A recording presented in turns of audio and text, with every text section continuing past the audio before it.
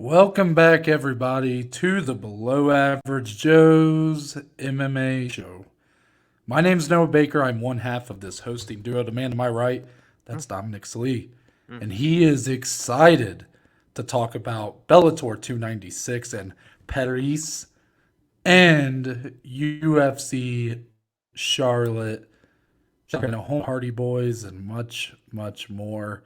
Dominic, how are you doing? Are you excited to talk about a pretty good slate for this weekend?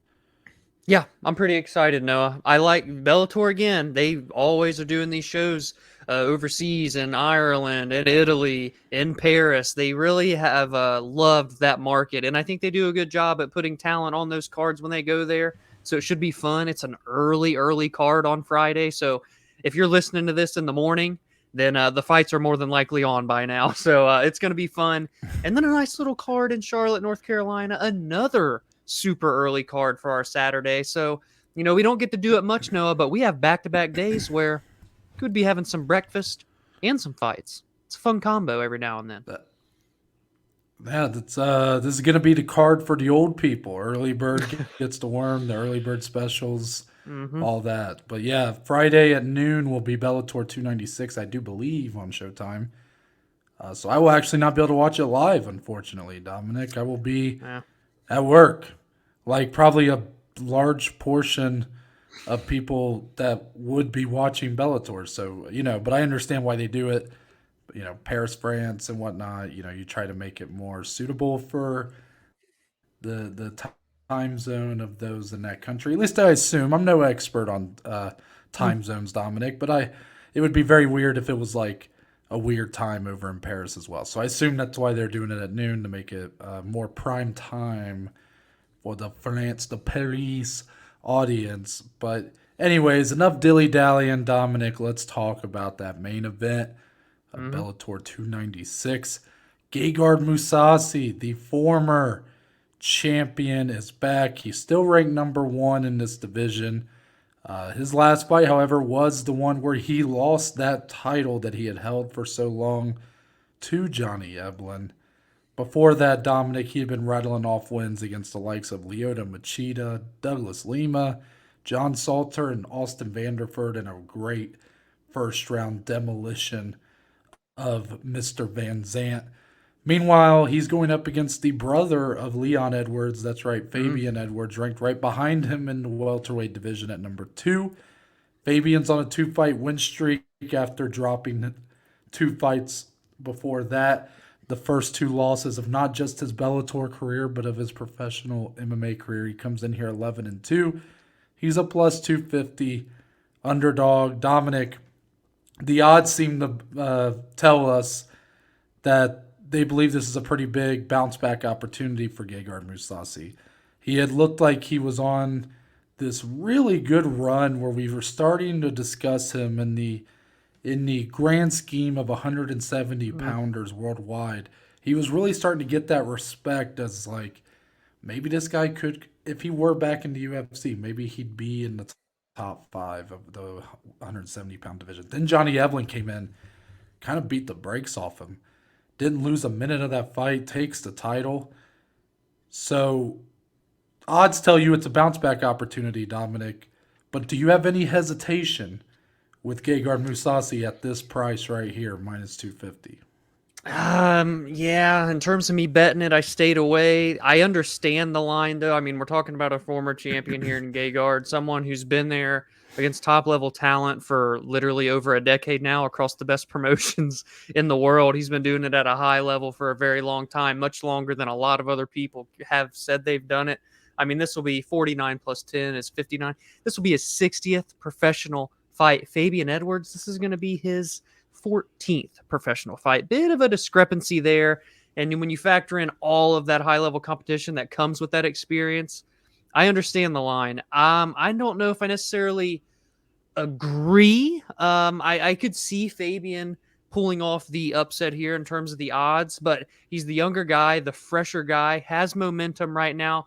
Eventually, Gegard has to show the age and the wear and tear, like it's one thing, yeah, he loses to Johnny Eblen, but Johnny Eblen's one of the best middleweights in the world right now. He's on a tear himself. So I could see there's probably still gas in the tank for Mousasi, but don't be surprised whatsoever if Fabian gets the upset here, can put himself in title contention, and then maybe tries and joins his brother and becomes a world champion, Noah. There's a lot to be had here in this one. Yeah, the big problem here isn't necessarily with Gegard having so much more experience. I mean, that is a factor, but Fabian's looked good in his fights. I mean, he's well trained. He has a championship pedigree now in his family. However, Dominic, I think the bigger issue is you look at the level of competition, and there's a Mm-hmm. pretty big discrepancy there. Fabian Edwards has fought. They do have two mutual opponents in their last 5 fights. Fabian Edwards did have that really nice first round knockout of Lyoto Machida. That had been kind of a thing starting to slowly be whispered about Fabian Edwards, was that he was a decision machine. Kind of was a Mm-hmm. similar things to what had been said about his brother before he knocked out Usman. Was, he could only go to a decision. He could never just get the big finish needed to kind of make his name more relevant. And he did that with a legend like Lyoto Machida. It was very impressive. Gegard Yes. Mousasi fought Lyoto Machida to a decision. Meanwhile, though, Dominic, you look at that Austin Vanderford opponent that both have had. Gegard Mousasi ran through Vanderford in about a minute, if that. Mm-hmm. Fabian Edwards dropped the decision to him. Now, we know MMA math doesn't work that way, but my point is Fabian Edwards is coming in off a win over Charlie Ward. Charlie Ward's a fine fighter, but is that really the kind of win that puts you into a title eliminator? I think the Lyoto Machida win is still the most impressive of his career, but that is a very worn out, past his prime Lyoto Machida. So there's a lot to prove for Fabian Edwards. Typically in this spot, with someone like Mousasi who has a ton of fights, who's Sure. also getting up there in age, who just dropped a pretty decisive decision in a big fight, I typically almost believe that at least the hangover almost lasts another fight at least. Like maybe it's not the sign of a complete decline, of a Mm. complete fall off, but maybe it's a sign of a bit of a championship hangover. But in this matchup, I think it's kind of tailor made for Gegard to bounce back. If he doesn't, that'll say a lot about Fabian Edwards, though, being ready for this moment. Yes, 100%. I think so. This could be that one like shining moment for Fabian to kind of. I'm sure there's plenty of doubters still out there, right? Because of that narrative you were talking about with the decision heavy style. Yes, he got the finish over Lyoto. You can argue, well, that's a very old, washed up Lyoto Machida at that point. And then he also is coming off another decision, like you said, against Ward. But if he can put a stamp here, make it 3 wins in a row, beat a former champion with all the experience on his side, that is that like spotlight win for Fabian that he really needs to prove himself, I think, to a lot of people in this community, in this space for the MMA world. This might be a question for Monday because we probably more than likely need to see how the fight plays out. But just kind of give me when you hear when you hear this idea bounce against your brain, I just want to know what you kind of think. Okay. If you hear Fabian Edwards has beat Gegard Mousasi decisively, now that could be a finish, that could be a 50-45 decision, whatever it Mm-hmm. might be. He has won decisively. Mm-hmm. We're sitting here right here today, do you believe that'll be more of a credit to Fabian Edwards or more of a knock against where Gegard Mousasi stands in the modern state of the division? Ooh, man, that's the perfect question for this fight.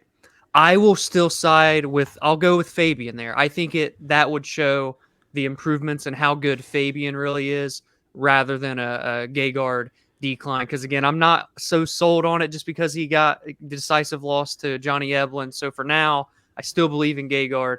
So I'll lean heavy on Fabian for that question. Would you agree, or are you leaning decline side? I think I'll agree for Mm, now. yeah. It'll definitely be something worth watching as Gegard would take another fight from there, something worth Yes. monitoring. But this is kind of the big win that Fabian Edwards really needs. Like, yes, Yes. if Gegard doesn't ever go back to being the championship level fighter he was just a couple fights ago, then maybe that Gegard win won't age well, kind of like how the Lyoto win has aged for Mm, Fabian. sure. But I tend to try to look at wins like how where they were in that moment, you know. And right now, Gegard Mousasi is the second best fighter in this division, and I think that would be a huge kind of piece to Fabian's mantle to push him into a title shot. Couldn't have said it any better. Let's talk about the rest of Bellator 296, Dominic, and maybe kind of snuck up on us, but we have a matchup here for the lightweight Grand Prix. This has been the matchup, of course, we've been sort of talking about how we don't give the winner of this matchup much of a chance in the grand scheme of things, but Brent Primus is back. I think he's 38 years old now, definitely getting up there. Taking on Mansour Barnaoui, I believe is how it's pronounced. He actually headlined, I believe, the last card in Paris. So, big finisher, by the way, Mansour is. Only one of his 20 wins has come via decision, Dominic. However, all four of his losses have come via decision. So, this is a guy that's durable. It's a guy who hits with heavy hands. However, the question is, Dominic, who do you sort of favor in this kind of it's kind of the redheaded stepchild matchup of this lightweight Grand Prix. It's almost expected. The winner of this, of course, would take on, I believe, Usman Nurmagomedov, and that's a tough draw, of course. But it seems like from the get-go, nobody was really giving either of these two guys much of a shot here. What are you thinking? I think I have to land on the side of the Frenchman here in Mansour. I think just the younger guy, the guy with the momentum, the guy that has just been an absolute killer. And even when you go back and look at the resume in KSW, who'd he lose to? Matoski Amrat. Who'd he lose to back in M1? Islam Makhachev, Kevin Lee. Wow. The dude's had experience, and that was in 2012, 2013 when he was fighting those. Now it's 10 years later. He was fighting Islam when he was 20 years old, man. So he has good experience regardless of kind of how a lot of these guys that have been built in Bellator can't say that he was molded and now has came into Bellator and starched Adam Piccolotti in that main event slot, as Noah said, with the submission win. So I like it here. It's going to show itself again later in the Blazin Bets segment. And, you know, you could almost make an argument this is sort of similar to the main event. The older guy, you know, Brent Primus, similar to Gegard, 38 years old. But Brent, I feel like, has shown a little bit more chinks in that armor, right? He's lost to Chandler, wear and Mamedov, tear, you know. wear and tear. Yes, thank you.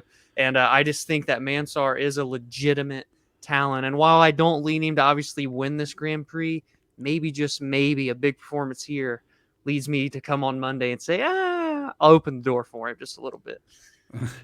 It's tough when you're going up against Usman Nurmagomedov. That's the prize for the winner of this fight. But Yeah. it is a matchup where I do think the Frenchman Barnaoui is definitely kind of a dark horse in a way. For not that me and Dominic have made very good predictions for this Grand Prix, of course. Brent Primus is coming off a loss to Alexander Chablis, by the way. No relation to the comment I just said before that. But that's kind of been the thing with Brent Primus, Dom. Over his recent slate of fights, he sort of beat the guys he should, and he's lost to the guys he should. It's kind of firmly put him Yeah. as sort of what are there, 8 guys in this Grand Prix? It kind of puts him firmly as like the 8th guy, it feels like. Or 7th, I guess, because Benson Henderson, he did beat, and Benson fought the champion first round. So he just feels like he definitely could get a win here. He's got 6 submissions in his 11 victories. Definitely very talented ground fighter. But then you look at Mansour, Dominic. I believe he's got 11. He's got 13 wins by submission. So I imagine that'll cancel out, and you could get a fight standing. And Mansour, I believe, has the advantage there as well. So it'll be interesting. I'm excited for it. But it does sort of feel like the least intriguing first-round matchup at the Grand Prix, if I'm being honest. Yeah, I would say that's pretty accurate. It did sneak up for sure. Yeah, so Dominic, the rest of this card, anything else you kind of want to touch on? I mean, it's a decent card. There's a lot of French talent on here, but one that stuck out to me is honestly Douglas Lima did find his way to get onto this card, trying to hang on to any bit of life that he has left here in this Bellator career of his, but now a 4-fight skid. I think, differentiating him from Gegard, of course, they fought each other. I remember watching that back in BG with that was fresh into starting the podcast back in October of 2020.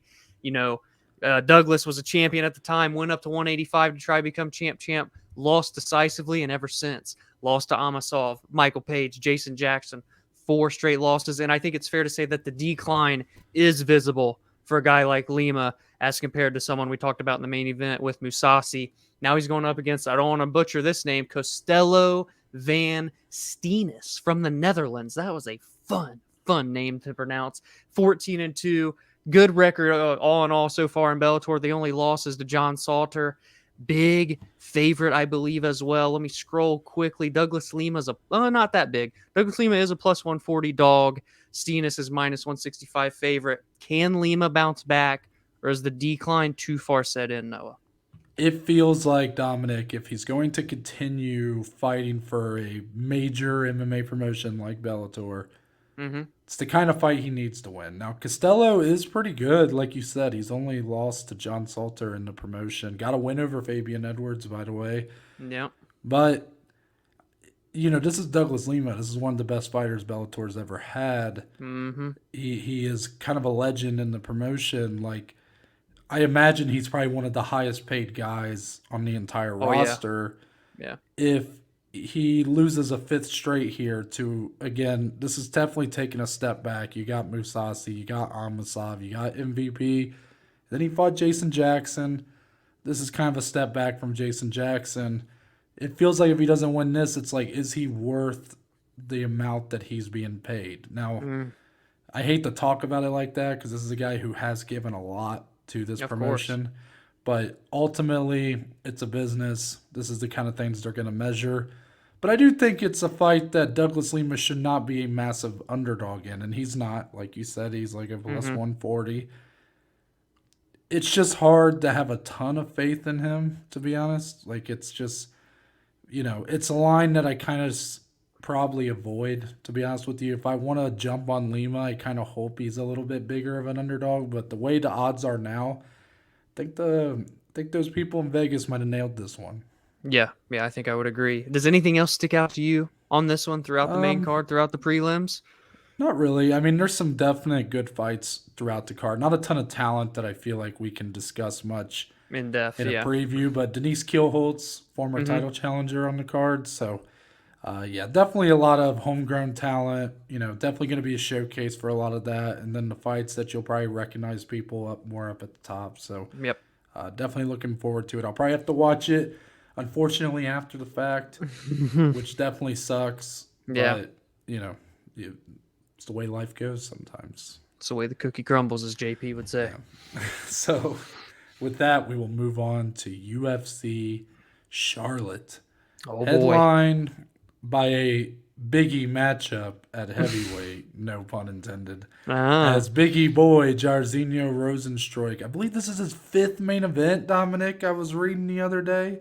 Wow, that many? Going up, he's going up against a man making his first 5-round, scheduled 5-round bout, I should say. And that's Jailton Almeida, the phenom. 2-division phenom in a lot of ways. A man that started at light heavyweight. Then he decided to go up to heavyweight and start wrecking havoc on these guys. Yeah. So, Dominic, number 9 versus number 12, yet the number 9 ranked fighter in the division. Still a guy who's relevant, not a guy who's aging out, not a guy that comes in on a big losing streak or anything like that. Yet, Biggie boy Rozentruik, Dominic, is a plus 400 coming in here.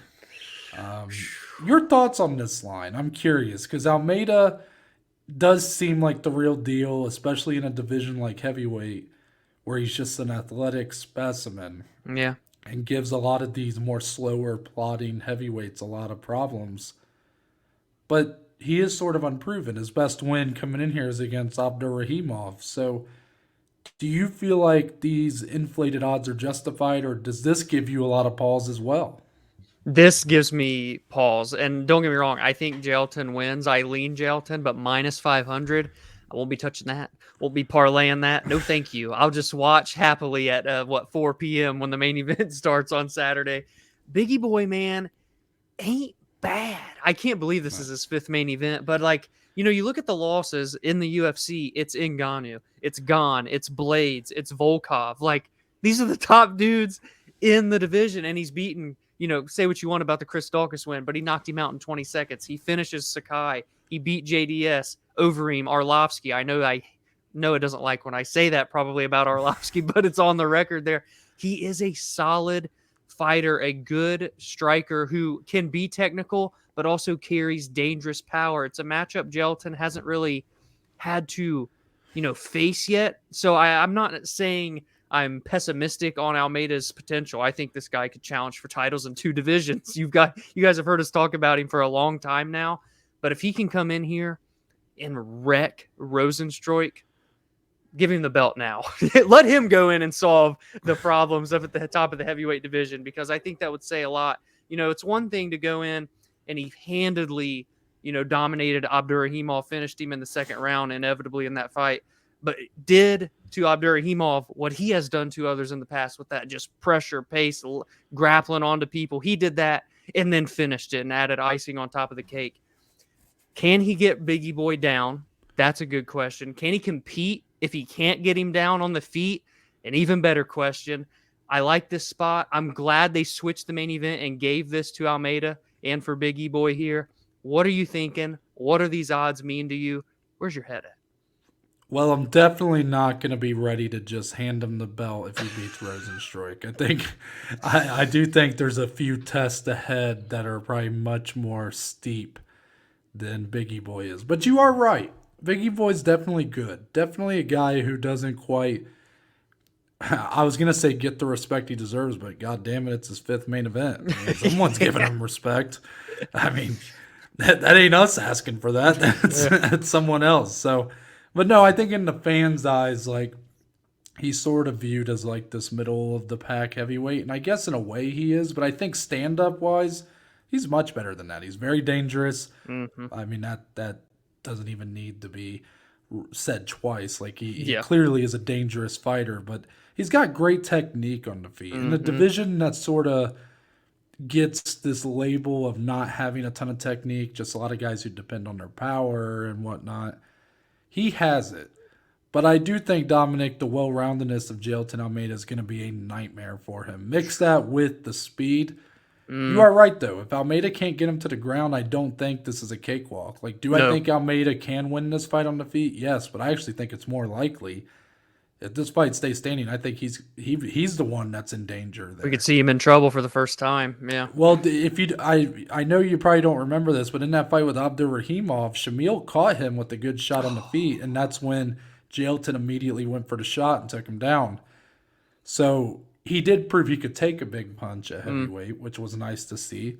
But for a guy who is so athletically gifted, that's the problem, though, at the same time, is that he may have too much faith in his hands when he's going up against a dangerous kickboxer here in Jairzinho Rozentruik. With all that being said, though, Dominic, my bets will show it. I'm big on Almeida here. I have to be. I've been kind of sort of shouting his name from the rooftop since the moment he entered the UFC. I'm loyal to a fault. So you know what? If my bet loses, then you guys can just say, wow, he's so loyal. I feel like I was talking like Donald Trump for a second there. Like, I'm the most loyal guy in the world. Yeah. Nobody's more loyal than me. There you go. If he loses, you go down with him, Yeah, but I guess, Dominic, what you kind of said, I know you were sort of joking, but I do kind of want to touch on the idea of like, okay, he wins this, just hand him the belt over. Like, I guess how many more fights does a finish here over Rozentruik, like, where does that put him? Do you think the UFC fast track him even more than this fight kind of already feels like they are? Yeah, I feel like, and I know it's hard to say because of all the pieces that have to fall together in front of this division. It's every division gets a little bit of drama here and there throughout the years. Heavyweight has that right now. It's the John Jones effect. But I think if Jailton can finish Rozentruik, 2 wins, and he's there, I think. Obviously, it depends on who he's fighting, but I think he can win this, 2 more, make it 3 top 10 victories. I think he's there. It's a matter of, when, not if, that he challenges for a belt.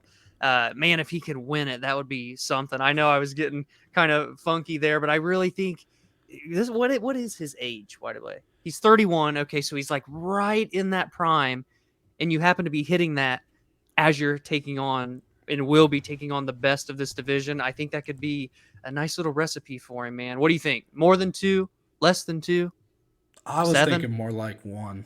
1. I See, was thinking. I can I sign feel off. I feel like if he goes in here and wins in the fashion he's done previously, or even if he goes through some adversity but still gets a finish, Sure. because I think Dominic, I've made this mistake before. Uh-oh. As my screen for some reason went black again. I don't know what was going on there, but I'm assuming we're still here. We're still good. We're here. So I don't know why this keeps happening today, but we're just gonna work through it. Yep.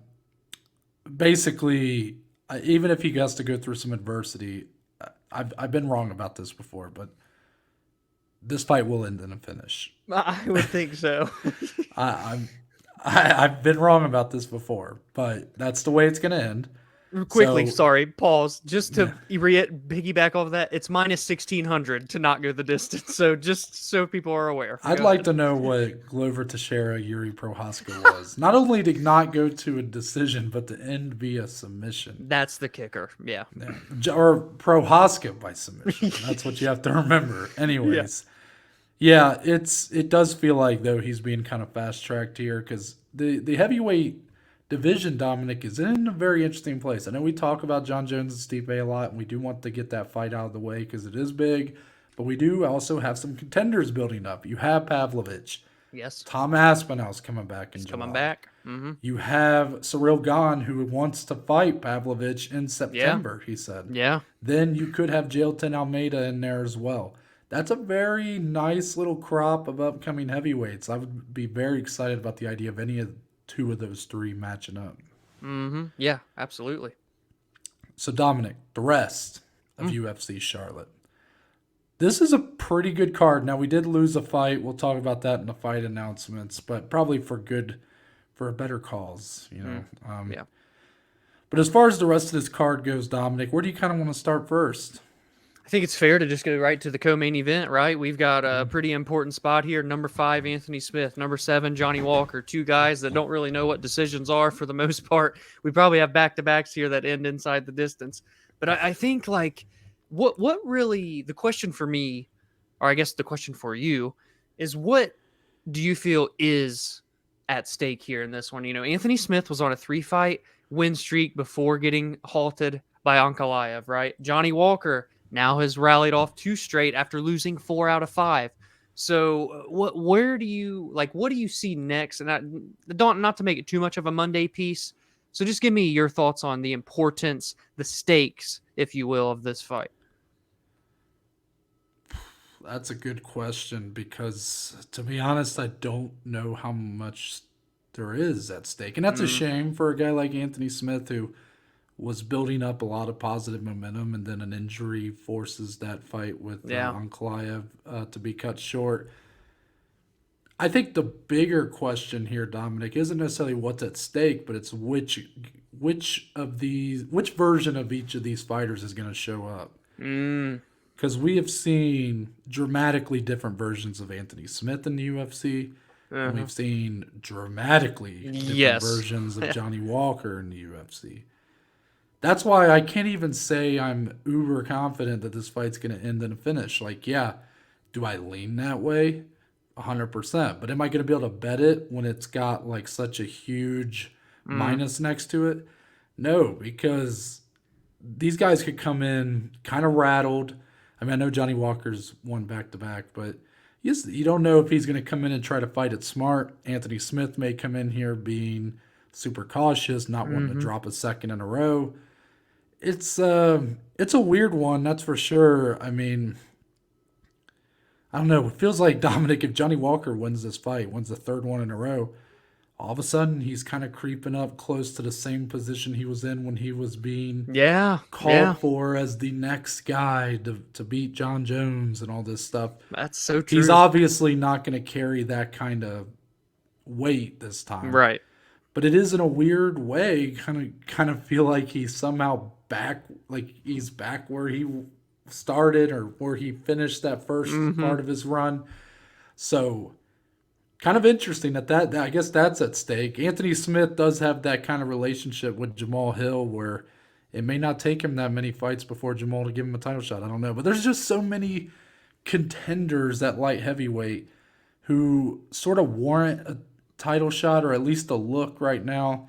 Ankalaev, Blachowicz, you got Rakic, who I assume will be back soon. Yeah. Prohaska, the former champion, is going to be coming back soon.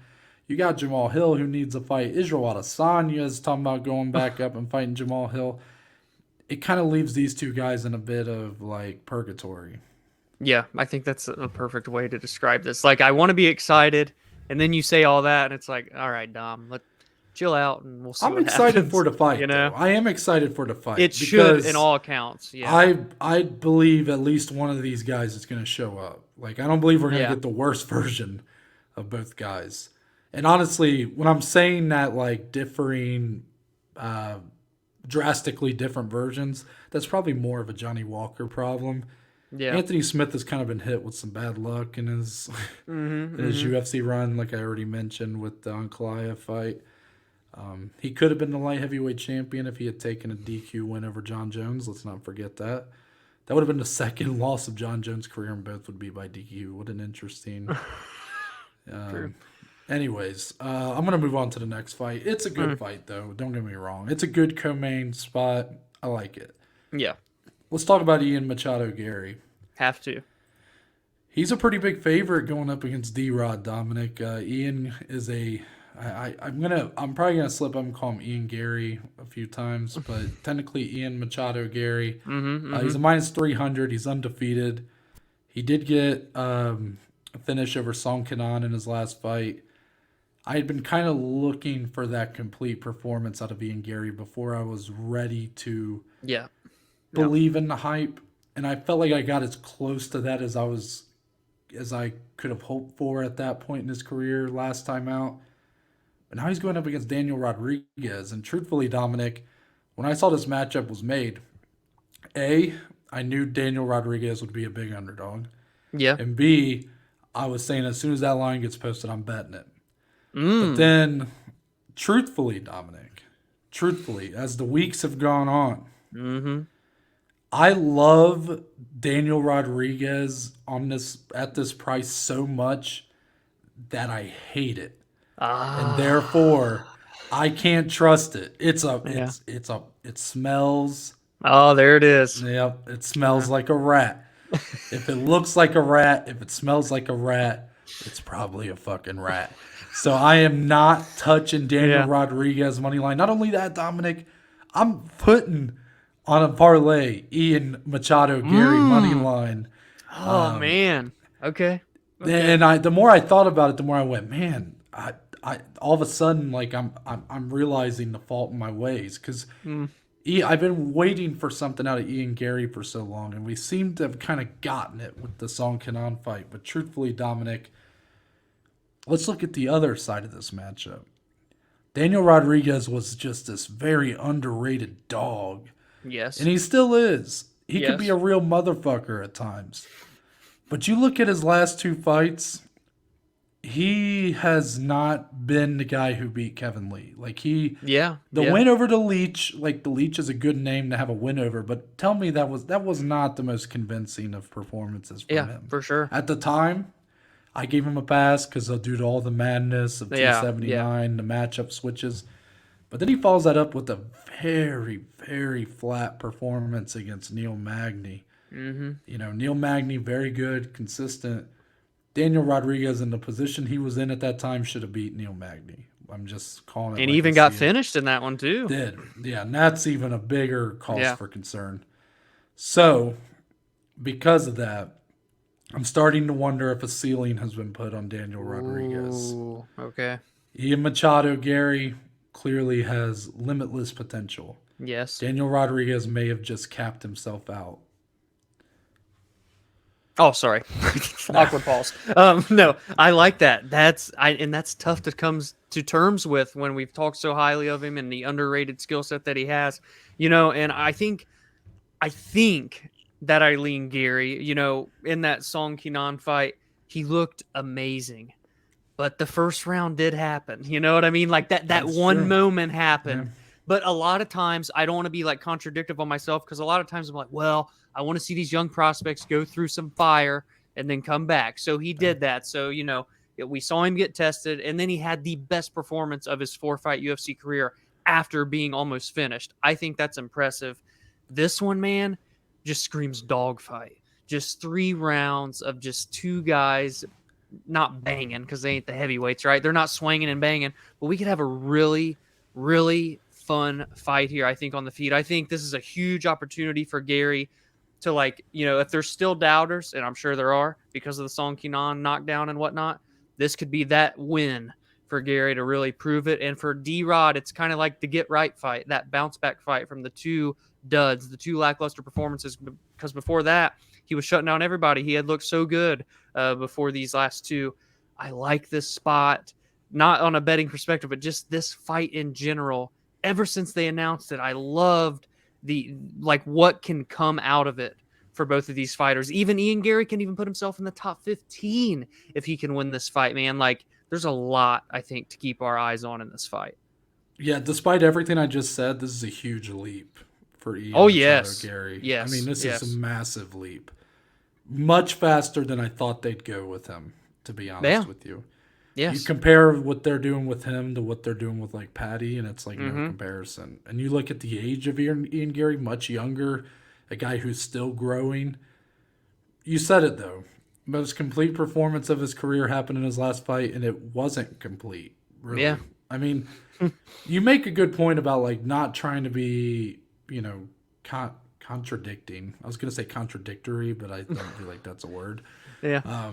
You make a good point about trying not to be that way, though, because I've said that too. I said I want to see these guys go through some adversity, but in a way, haven't we already kind of seen it with Ian Garry?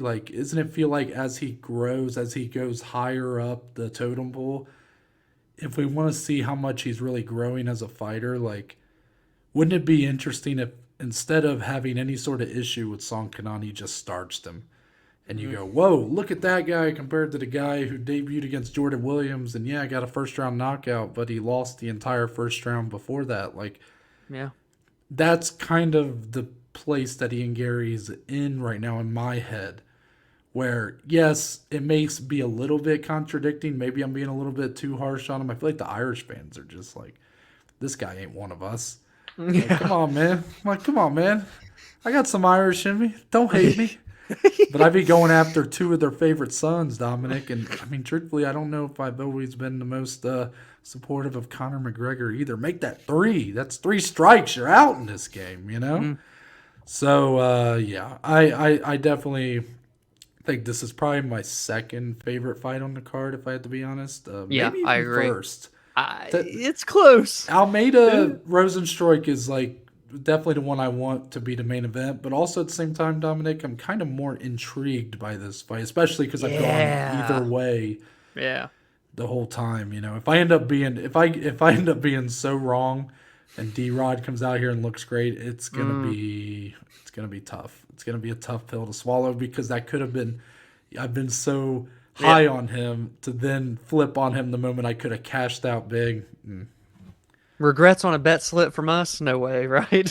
but I look at the rest of this card, and the problem, I guess not a problem. There's a lot of fun fights, but it's kind of another one where are those big storylines at? Where are those big takeaways come Monday at? Are there any more down this lineup that stick out to you in terms of that perspective?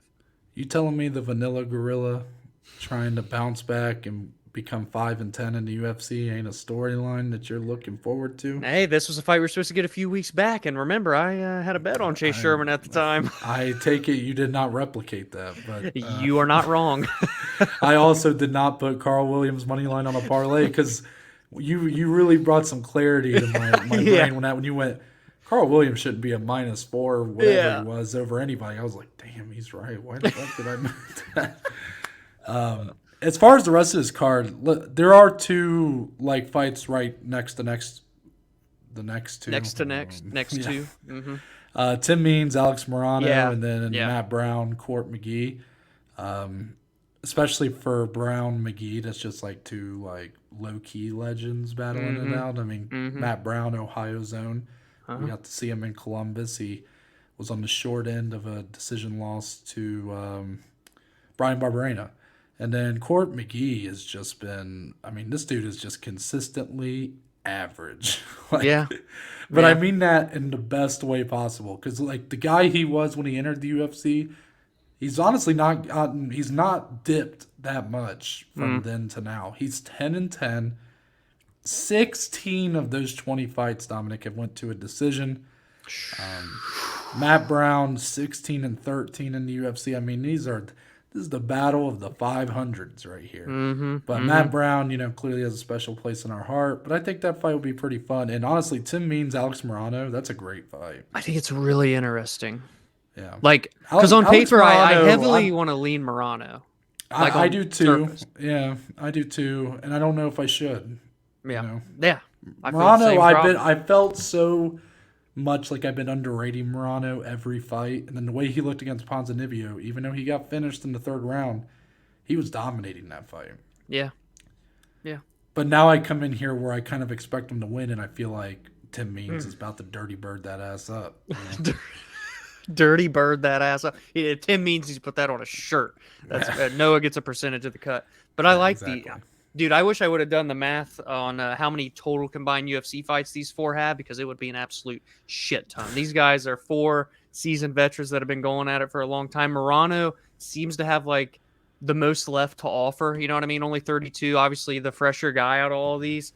And before that, lost to Ponzinibbio, he had won 4 straight, had looked so good in a lot of those fights. Really was becoming pretty complete in those prime years.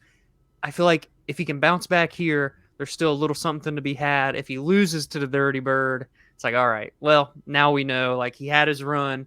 Now he's here for the fun fights. That's kind of where I'm at with him. Fun fights, but probably nothing more, But Yes, God, exactly. man, that guy always steps up on short notice and looks so He's much better than he has any right to do. He's about it. I almost worried that him taking a full training camp here is going to be like a negative. Yeah. Oh, boy. I hope not, for the bet's sake. So, yeah, we will move on from there to some tough news here, Dominic. I didn't know this happened until I looked at the script. This is all, like, came out of nowhere to me. Yeah, so I saw nobody talking about this Nobody. on Twitter, but I saw it on SureDog. So shout out to SureDog. Shout out. I do the same thing every week, Dominic. I pull up the cards. Yep. I do my own little Excel file to kind of have some notes in front of me. But in the little corner there, it's like news stories. And sometimes I just check them. I just click on PFL. 4 fighters failed drug test following first half of the season. I'm like, oh, okay, let's see who failed the drug test. Oh, my God. Yeah, you were probably thinking, just a couple prelim guys, no one of note in the season or anything. I'm shocked by this. Yeah. So 4 PFL fighters, like I said, failed drug tests following the first half of the season. Just to be cutesy, 2 in each division, Dominic, light heavyweight and heavyweight. Your light heavyweights are both UFC veterans, Thiago Santos and Krzysztof Jotko. Not sure what Krzysztof Jotko thought that shit was doing for him, because didn't show in the fight, buddy. But then the heavyweights, Bruno Cappelozza, your 2021 heavyweight champion, and then Rizvan Kuniev, the guy I was really excited about, the former Eagle FC heavyweight champion. Dominic. Wow. USADA just gave Thiago Santos one of those jackets for 50 clean tests like a year ago. Wow. This is tough. I mean, if you take that out of it, I just threw it as a little joke. It's a little jab. Jokey. Yeah. But in all honesty, I mean, this is brutal for these two divisions. Not good. I mean, Krzysztof Jotko, I know he lost, but as far as Santos, Cappelozza, and Kuniev, dude, for heavyweight especially, I mean, talk about an absolute heartbreaker for their season. Bruno had that big bounce back win and everything too, man. Kuniev dominated over the course of 3 rounds, the Eagle FC champion. And here's the thing: we ain't heard nothing. We ain't heard nothing from the PFL. What are they in trouble? Are they getting to fight? Did it say they're gonna be suspended? They have to be. Yeah, right. like, I mean, right? Someone tell us, right? there's no chance that they're like, Little slap tough. on the wrist, take away a point. Like that'd be something. No, they won't be. They'll have to. I don't know what the suspension usually is for first time offenders. I don't know if any of these guys have failed a test before. Yeah. I think the big surprise here, Dominic, is you got two heavyweights failing a drug test, and it's not Henan Fajera, that big old behemoth. Yeah. What the? Well, Bruno Cappelozza is a big motherfucker too. So I mean, dude, this is this bad. I hate it, man. I hate it because Thiago Santos, was always like a personal favorite of mine, and I'm not naive, people.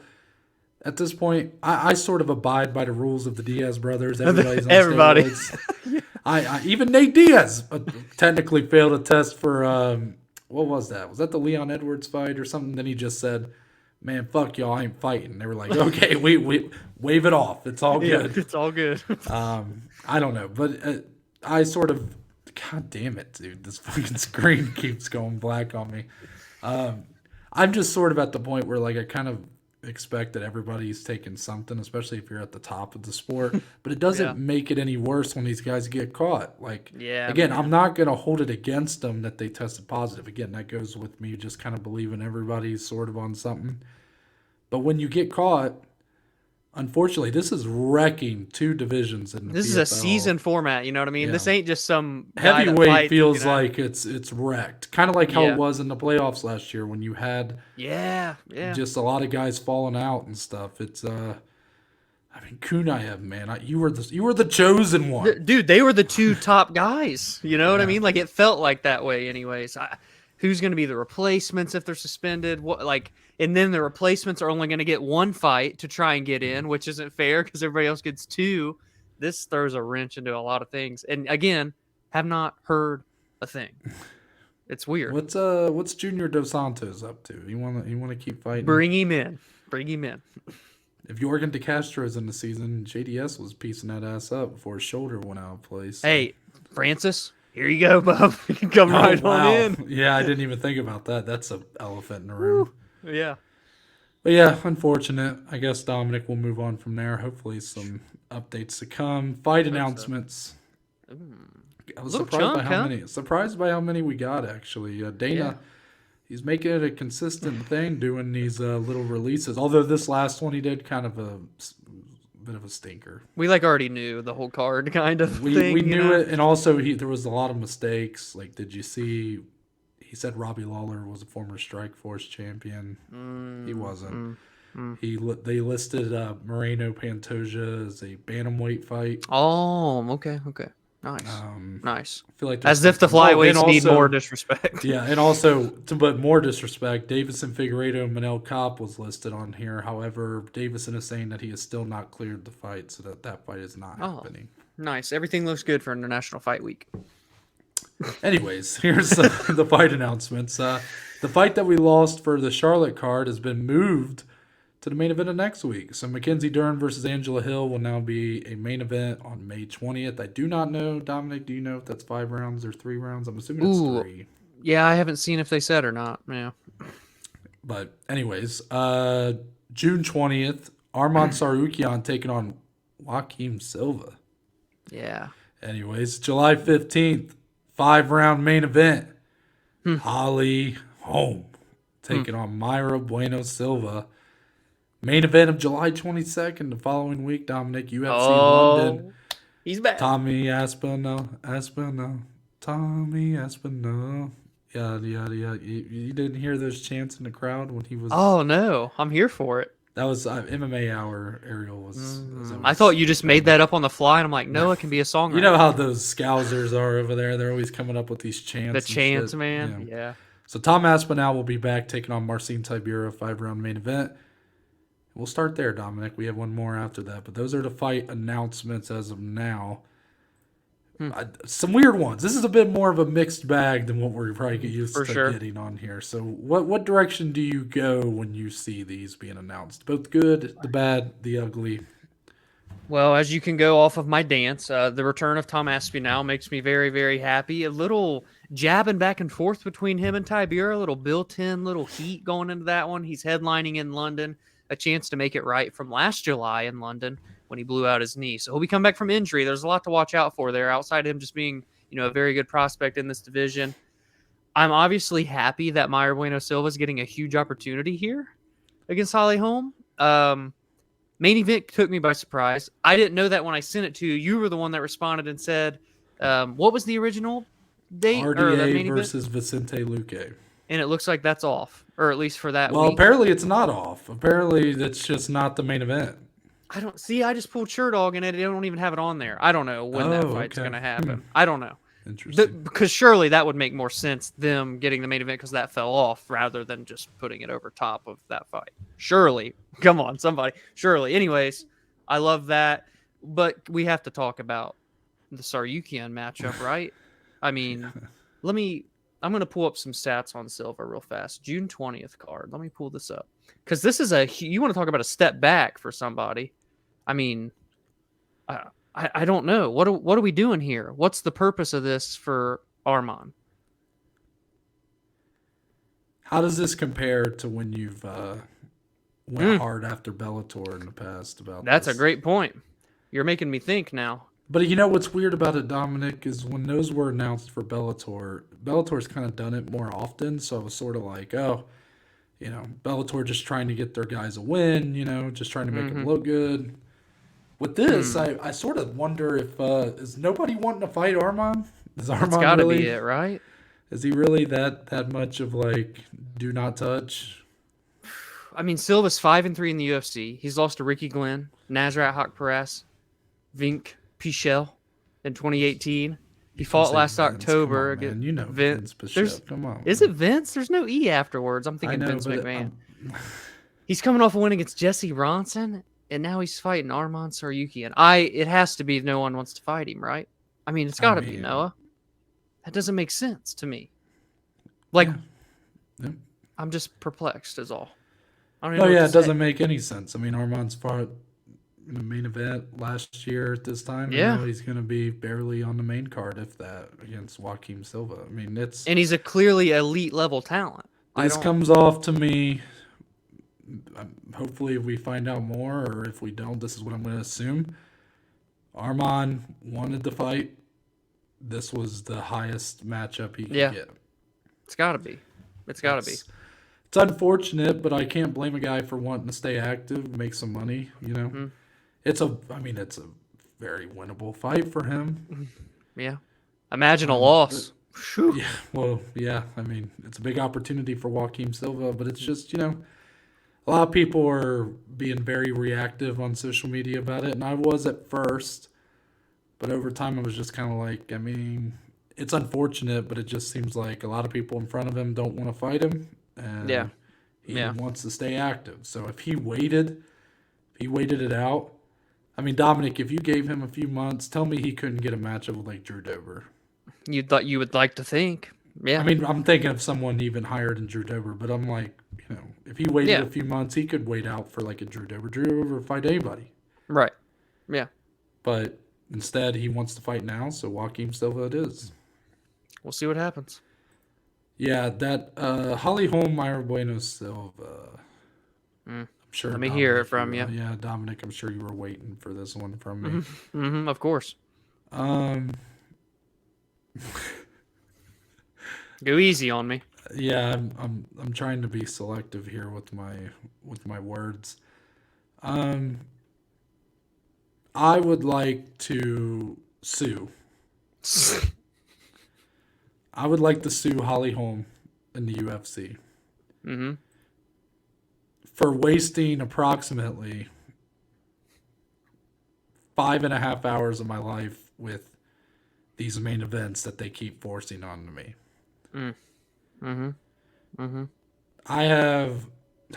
It doesn't come off the way I just said it. I have tons of respect for Holly Holm. Maybe if I say it enough, then people will believe me. It's just the main event thing. Yeah. It's just they really just don't want to let it go. Yeah. They just refuse. And I get it. Big opportunity for Mayra Bueno Silva. Who the fuck cares? Oh, that one hurt. That part hurt. But She is the only interesting She thing really going at is. bantamweight. She But really is she really at a point where we're like talking main event? She wins this in a title shot? Like, Yeah. I mean, I guess. I mean, don't get me wrong. I like Mayra Bueno Silva. She's looked very good. But did I think she was one fight away from a title fight? No. Yeah. Also, I do not like her chances in this matchup, if I'm being honest with you. That's a good point. I mean, she literally went from being matched up with Misha Tate, right? Wasn't that the matchup she was supposed to have? I think I did hear that. And then it got canceled, and they're putting her with number 3 Holly Holm. Like, I mean, the matchup, obviously, for me, I'm fine with it to see if she can rise to the occasion. Maybe it is too early. But yeah, the main event, man, like it's 2 months away. It's like they're not even trying to find something else. They just committed to this just because it's like safe to fall back on to have Is the UFC like sleepwalking their way through the summer right now? Is that what does it feel like that? I've seen people say that. I've seen that narrative a little bit. But I'm guessing you don't subscribe to that narrative. I mean, when you see some of the things that other cards and organizations are doing, like BKFC and whatnot, like having these big like moments, one last week having big moments, and then the UFC's kind of just going with the flow in terms of not all of the fight nights, but some of them. I see that narrative. I don't know if they do it intentionally or if it's just them going about their business and that's what's there. But I can feel that a little bit. I think we were due for a come down after the pay-per-views we were getting. Yeah, it was a tear. Yeah. Like, I don't know, man. Feels like we're kind of sleepwalking our way till International Fight Week and even beyond. Yeah. Because this is a week after, so. True. But Tom Aspinall, Marcin Tybura, it's a pretty good fight, Pretty good fight. Tom Aspinall, comeback fight. Obviously a redemption story for him after having that first main event spot in London last year end so abruptly and due to injury. So definitely like that one. And Mackenzie Dern, Angela Hill being moved. I mean, I'm glad that they're keeping that card together now. I mean, I'm not going to judge it too much because ultimately these two ladies are stepping up, going back a week, and going to take on a main event spot. So, I mean, shout out to them, and I'm glad the rest of the people on that card get to, continue to fight. Like, I won't joke on it as much as I did with, like, an Aspen Ladd, Norma Dumont main event, Yeah, this is just a situation at hand. You bump it back, or otherwise you have. Also, this is a much better fight, potentially, yes, than what that was. I would agree. Do you prefer 5 rounds in this one, or are you indifferent? Probably 5. Yeah, I think Angelo would be actually game to do it. I wonder if they'll do it. I'm gonna try and look into that. I feel like it's just too close, but I hope so. That'd be cool. Yeah, I agree. Last one, Henry Cejudo did call out Merab Dvalishvili for UFC Boston, and Merab, Dominic, appeared to accept this. Of course. Offer. I wouldn't expect him to do anything else. All I've been hearing was that Merab with the hand injury won't be able to fight for a few months, but then Henry called him out, said hashtag UFC Boston. Merab literally was like, let's do it. Yeah. I mean, there's a lot to go into here because, Dominic, just like we've talked about recently, how quickly the MMA world moves. You said like 5% chance Henry fights again. And your spot on, was that Sunday, I guess, or Monday? Yeah. So now, less than a week later, you sticking with that 5%, or do you feel like this is a sign that Henry's real serious about continuing his career here? I mean, all signs point toward my percentage climbing to probably mid-70s, Noah, I think. And I think I'll join you. You were kind of high, right? There were two that were really opposite. I thought that's what it was, 78%. You know what? I'll tag along with you. I'll tag team with you, 78%, UFC Boston.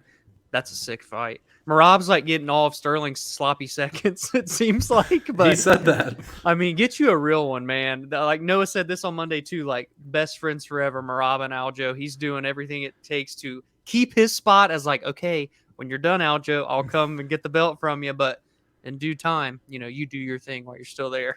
And it looks like maybe only one more. And then Aljo might move to 145, and then it could be Merab time. But man, you'd hate to see him lose, right? When he's had that opportunity. Noah goes dark again on me on the screen. Again, there's not much to do but speculate, but I think that's a really, really fun stylistic fight. I hope it happens. I'm here for it. I want that fight bad. Yeah, that's a fun. great fight. It's something that for Merab kind of makes sense to take. I know a lot of people are going to be like, no, he needs to wait. But guys, I don't think the UFC is going to let him do that. They literally said he could have the title shot right now if he wants it, and he said no. Yeah, so he has to just win, keep winning. Trust me, I get it. He's earned it. But yes. What can you do about a guy who's literally saying, I don't want it? Yeah. You can't just let him hold that place forever. Yeah. And I know it's not been that long, but you get my point. Once Aljo fights again, Merab has to fight again at this point. And it makes sense, too, line it up on the same card as O'Malley and Aljo. It does. And let's not forget the fact that, I don't know what Henry Cejudo's name value is for, a casual fan. There's been some discrepancies, what I've been hearing about how well that last card sold. I don't know if you saw. I saw what his manager said. Said 800,000. Aljo said, I was told we'd be lucky to hit 250,000. So big difference there. That's a lot. That's a big difference. It's over triple. But Henry is a legend. He is one of the, I've always said, one of the best combat sport athletes of all time. Merab with a win over Henry, what that could do for him. That's a huge medal around his neck. Dude, literally the resume that Merab is getting to build since Sterling is the champion is quite incredible. The names that he's stacking up. You know what Merab needs to do? So he took Sean O'Malley's jacket, puts it on. Yes, he looked great in it. He needs in a face-off with Henry to steal his gold medal and put it on.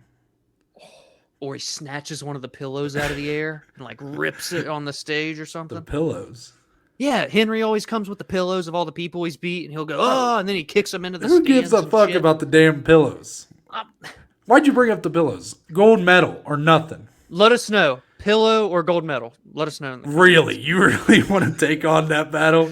Yes. I might clip this for socials just for fun now.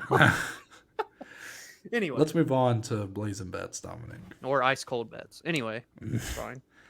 The reason it's called Blazin Bets, everybody, is because me and Dominic are going head-to-head over the course of the year. Each week, we'll have to put together at least 3 bets. Whoever comes out on top via units will get the win for that week. Whoever has the lead at the end of the year, the loser will have to indulge themselves into the Blazin Challenge from B-Dubs. So me and Dominic, not super equipped for that. I did do it once on the show. I thought I handled it pretty well. You really did a champ. It's tough. Yeah. There's also some elements to that made it easier on me. The wings were cold. I was really just the wings were cold. You need to film adding dubs for it. Yeah, we may have to. We'll decide when that gets closer. That'll be around the holidays. I'm sure I'll be back in the area. Me and Dominic, we can hit up our local B-Dubs and of course. Yeah, if they're straight out the damn fryer or whatever, oh boy. That's gonna be hot. So anyways, Dominic's up 1-0. He did get the win last week. A real battle of the Titans. Dominic I think went minus 1.89. I went minus 2.02. Yeah. Dominic, you said you are replicating your strategy from last week. 4 bets in total, but a little bit of a switch up. You said no singles on the docket. So please be aware that these are not final bet counts for all of us. We do have the potential to add a little bit more. We can do live bets, but you will see the full slate if you follow us on our Twitter at the below or at the Bajma, excuse me. At the BAJ MMA. So make sure to follow us on Twitter. We will post all this before the start of Bellator 296, and any live bets that get added will be tweeted out as well. Yep. Dominic, give your lineup for this week. Yeah, so as Noah said, same amount of plays as last week. That was not done intentionally, and for the first time ever, and we've been doing bets on this show for quite some time now. Some would call us seasoned veterans, not that it's helped our performance. I have no single bets, as Noah said. All 4 of my plays are parlays for the first time ever. I could regret this. I could love this and never place a single bet again and always just do parlays for the remainder of this year. Time will tell. We start with the Bellator chalk parlay. We all know every time there's a Bellator card, there's going to be some heavy-ass favorites with some heavy-ass lopsidedness, I'll say, in their fights. Not heavy asses in, literally, but, lopsided fights. I'm rambling. I'm going to butcher this first name, but just bear with me here. I'm going Asiel Ajuj. I think that's actually pretty good against Georgia Sasu. That was the worst pronunciation I've ever heard. Okay, well, anyways, second one, might butcher this one. Sarvarjan Kamidov. I think I Jesus Christ. No, that's definitely what it was. I went syllable for syllable, bar for bar. Him to beat Kevin Petchy. God. Oh my God, this is bad. Just say the winners, Dominic. Don't say the losers too.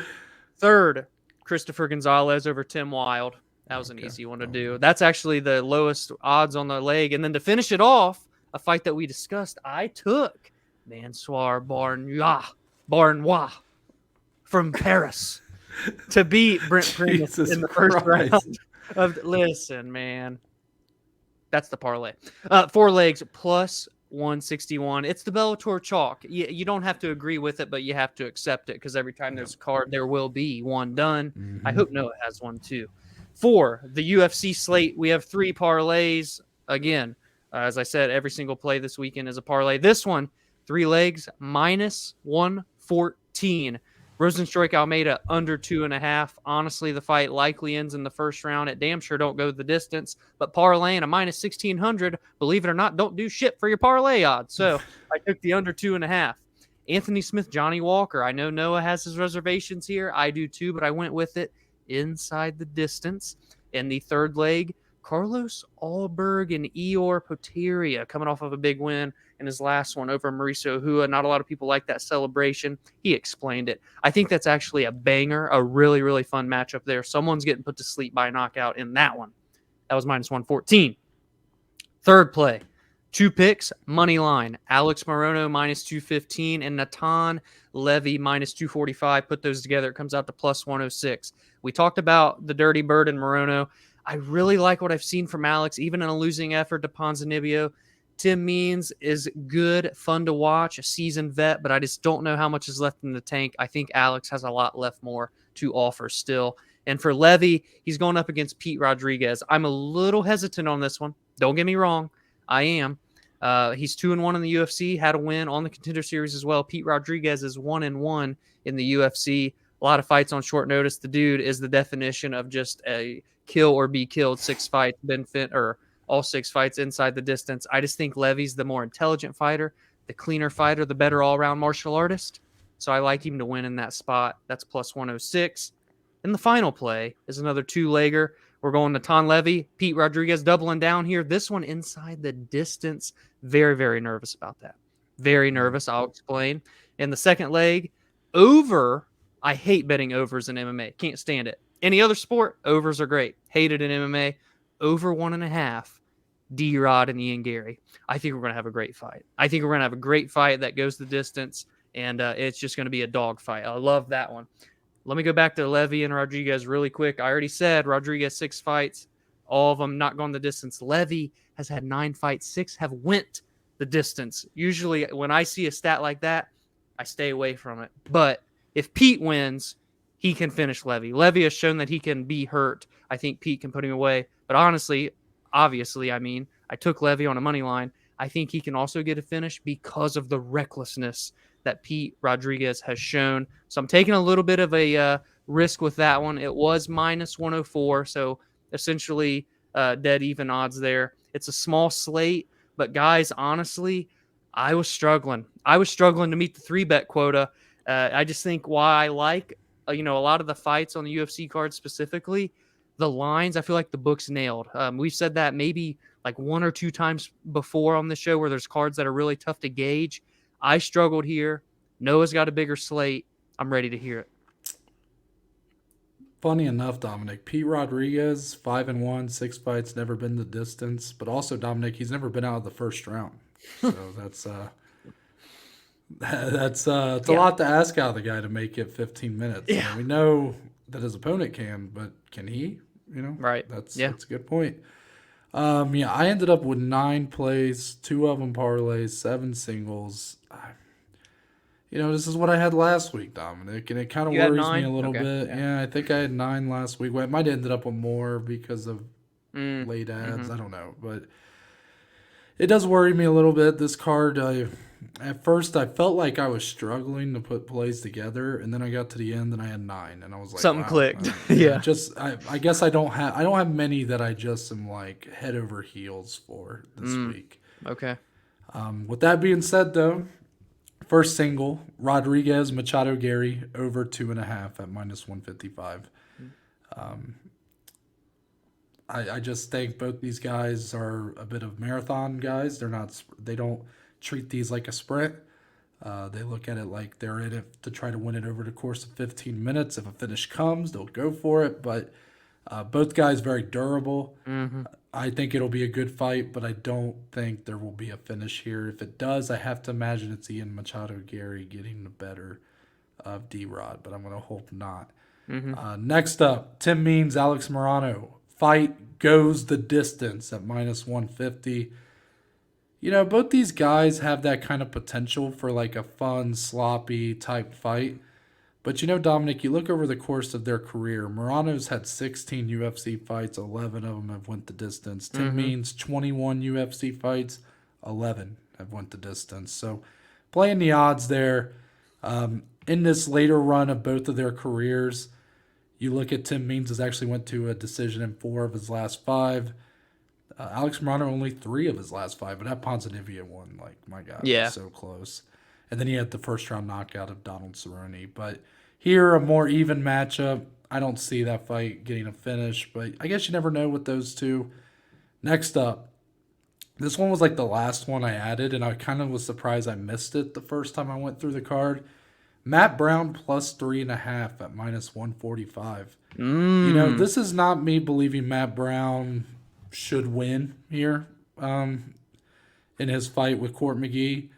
But Court McGee, like I said, 20 UFC bouts, 16 have went the distance. And Matt Brown at this point in his career, he is good for a finish here and there. I mean, he is good for a knockout, but when he loses, it's typically going the distance, unless he's going up against a hammer like Miguel Baeza. +3.5. I really got to hope that he can take a round here, and I think he can. If he can make it as close as he did against Brian Barberena, he can win this fight. Yes. But if not, I think it ends up being a very close, perhaps a split decision, and that's all I need to cash that one. So definitely hoping for that. How about this one? Probably my favorite play of the weekend, Dominic. Okay. A little double chance here on the method of victory. Ooh, yeah. How about Carl Williams by decision or Chase Sherman by KO TKO DQ at +125? Oh, that's a My first, I favorite. think, for Yeah, us. that's my favorite play of the weekend. There's a little bit of hesitancy with the Carl Williams side of this, of course. Can Chase Sherman really make it to the judges' scorecards? But, I don't really have to tell you, Dominic, these guys' stats, but I will do it anyways just to be thorough. Of If course. I can find it. Sorry, it's going to take a second here. Chase Sherman, 14 UFC, but actually, let's just look at. He's got 27 total fights in his UFC or in his MMA career. As I'm like stroking out, 27. Only 6 of them have went the distance. The man's got 15 knockouts out of his 16 victories. I mean, really, it's when he loses, that's when he tends to go to a decision. Yep. And it's kind of the mindset here. Carl Williams 8-1, 5 decisions in his professional MMA career. Only 1 UFC bout. That was against Lucas Brzeski. That was a win via decision. Yeah. So that's the mentality here, Dominic. You play the odds here. +125, I think, is amazing value. I love that. Yeah. I think it's amazing value.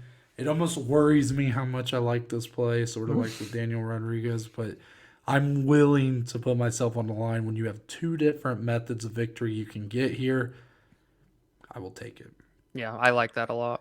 Next single, Douglas Silva de Andrade money line at +130. Yeah, so I didn't end up taking him. I had some, with this fight, I kind of went back and forth with it because I do like the wrestling of Cody Stamann, and I do think if this fight goes long, he definitely could turn a corner here. If he gets beat up early by De Andrade, I could see him coming back and kind of dominating with the wrestling. But Douglas Silva de Andrade is such a fucking hammer, especially Yeah. early. And Yeah. Cody Stamen has been sort of the chin's been cracked a little bit over the recent run. Not cracked to a full. I shouldn't say it like that because really he's only been actually Dominic. He's never been knocked out. Only 2 losses via submission, but I believe the Saeed Nurmagomedov one, he sort of kind of went for the takedown, fell right into it. Douglas Silva de Andrade, this guy's got freaking 25 knockouts in his 28 wins. An absolute hammer. But I do think he can build up enough of a lead to perhaps not need the third round. Like if Cody's able to kind of turn the corner, it could be too little too late. And I just view this fight as being very even. So plus 130. Yeah. You got to take a shot on it. Last one, I'm doing Pete Rodriguez plus 3.5 at plus 110. You know, this one, it's giving me a little bit of vibes like the gentleman who I took in that heavyweight fight against Parker Porter. I took him plus 3.5, and that one was not a good bet. Yeah. So this one could be a big fail. Pete Rodriguez, 6 fights, all ended in the first round. But I do believe he's capable, of course, of finishing this fight on the feet. Yeah. But also Dominic, I could see him, like I kind of said with De Andrade, really going for broke in that first round, taking that first round. Yep. But if Natan Levy survives and is able to take rounds 2 and 3, that plus 3.5 can still hit. So I took that at plus 110. 2 parlays. First one plus 128. Ji-Yeon Kim money line, and then Jessica Rose Clark plus 3.5. I expect her to be in a very close fight. Jessica Rose Clark, that is. Ji-Yeon Kim is 3-6 in her UFC career, so maybe makes you think, why did I take that? Well, she's going up against someone who's 0-2, Mandy Baum. Also, Dominic, if you really look into some of these losses for Ji-Yeon Kim, very close fights. This is your Very get right close. moment, Noah.